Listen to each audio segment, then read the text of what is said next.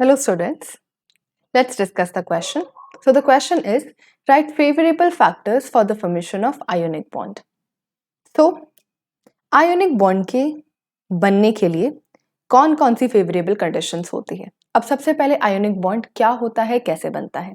Ionic bond होता है एक उस टाइप का बॉन्ड जिसके अंदर होते हैं transfer of electrons from one atom to the other atom. हम ये बात जानते हैं। अब आप जब भी आयोनिक बॉन्ड बनाते हैं या कोई भी बॉन्ड बनाते हैं तो बनाने का रीजन क्या होता है, every atom wants to achieve stability. हर एक एटम स्टेबिलिटी को अचीव करना चाहता है। अब बहुत सारे तरीके होते हैं उस स्टेबिलिटी को अचीव करने के, जिसमें से एक है आयोनिक बॉन्ड। तो सबसे पहले हम लिखते हैं आयोनिक बॉन्ड के बारे में, writing first about ionic bond.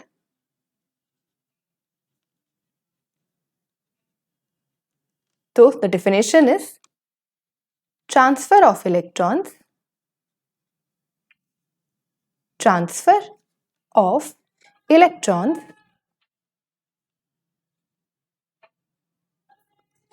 from one atom to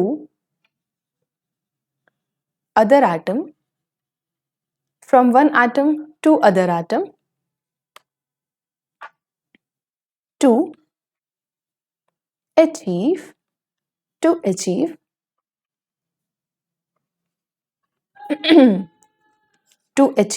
stability। अब हम जानते हैं कि स्टेबिलिटी को अचीव कैसे किया जाता है, with the help of the octet completion और द ड्यूप्लेट कंप्लीशन, राइट।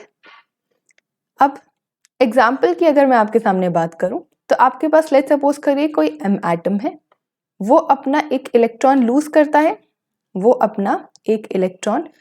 करता है और आपके लिए बनाता है m पॉजिटिव प्लस इलेक्ट्रॉन, और कोई x एटम उस इलेक्ट्रॉन को एक्सेप्ट करता है और आपके लिए बनाता है x नेगेटिव, राइट। तो आपके पास जैसे ही ये m प्लस और x नेगेटिव कंबाइन हो जाते हैं, ये बन जाता है आपके पास आपका आयोनिक बॉन्ड, राइट। तो ये जो आपका प्रोसेस होता है इसे बोला जाता है आयोनाइजेशन, यानी कि इलेक्ट्रॉन्स को लूज करना।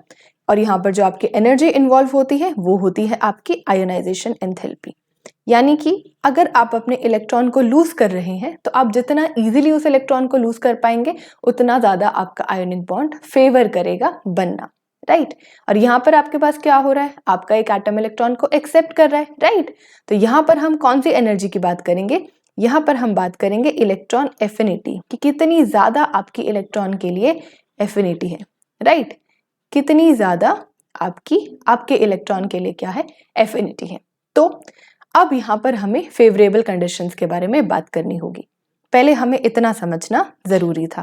सो discussing about the favourable conditions, discussing about favourable conditions.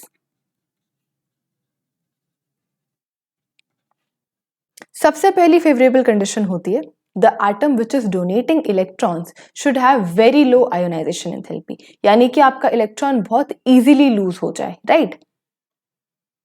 donor atom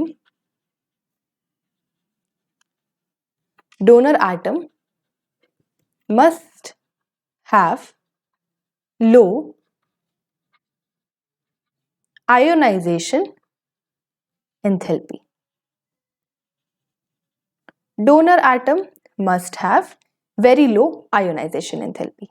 next आपके पास पॉइंट आता है, जो एटम इलेक्ट्रॉन को एक्सेप्ट कर रहा है उसकी एक्सेप्टेंस ऑफ इलेक्ट्रॉन्स बहुत ज्यादा होनी चाहिए, यानी कि उसकी इलेक्ट्रॉन एफिनिटी बहुत ज्यादा होनी चाहिए। तो सेकंड पॉइंट हमारे पास क्या आता है, एक्सेप्टर एटम, जो इलेक्ट्रॉन्स को एक्सेप्ट कर रहा है वो एक्सेप्टर एटम होगा। सो हम यहां पर लिखेंगे acceptor atom must have high electron affinity, must have high electron affinity. Acceptor atom must have high electron affinity, right? Fine. उसके बाद तीसरा फेवरेबल फैक्टर कि जब हमारा एक पॉजिटिवली चार्ज्ड आयन और एक नेगेटिवली चार्ज्ड आयन जब आकर अटैच होंगे तो उनके साथ एनर्जी रिलीज होती है, जिसे हम कहते हैं लैटिस एंथैल्पी। तो लैटिस एंथैल्पी भी कंबाइन होने के बाद बहुत ज्यादा होनी चाहिए। तो हम लिखेंगे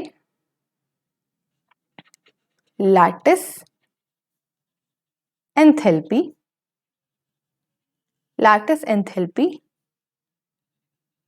of ionic bond must be high. तो ये 3 आपके फेवरेबल फैक्टर्स हैं for the formation of the ionic bond. Thank you so much and all the best.